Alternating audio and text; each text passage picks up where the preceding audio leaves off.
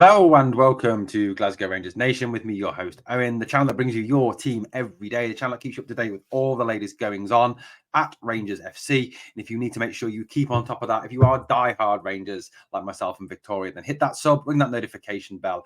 And if you give this video a like, guys, it does help out. Well, just come off the live stream which has been obviously talking about the UEFA Champions League third qualifying round draw for Rangers.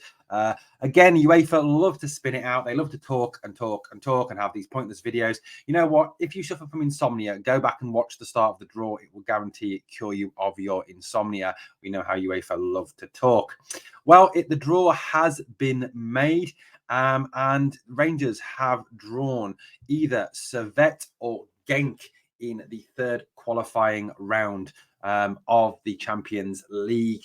Now, Servette, obviously from Geneva in Switzerland, they are a Swiss team, and Genk are the Belgian team that did well last season. The Belgian League missed out on the Belgian League title in the last day of the season.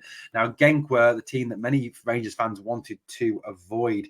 Others are suggesting that Panathinaikos versus Dnipro. That would have been a tougher tie to have faced. Dnipro, obviously, Ukrainian team. That would have involved a trip to Slovakia where they play. And Panathinaikos, obviously, a big team in Europe.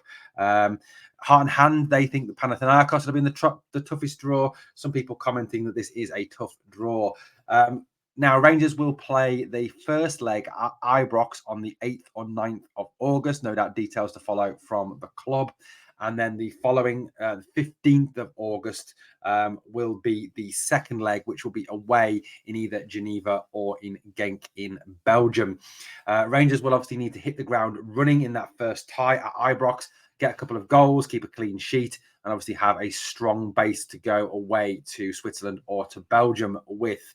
In terms of the draw, I don't think it's a disaster. I think that, if you look at the teams that you could have faced in this draw, you look back at those other clubs that were in the draw here.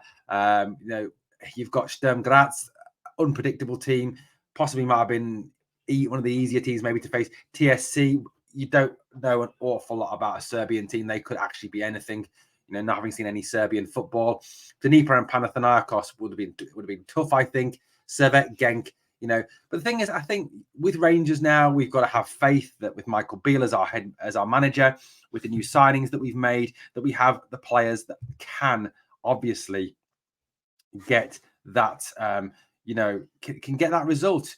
That can actually win that game and get us through. Look, if we're going to get into the Champions League group stages, you need to beat what's put in front of you. And as I said at the start of the live stream that I did earlier, there are no easy games in Europe anymore. These are teams you do not face week in, week out, or see week in, week out at this stage.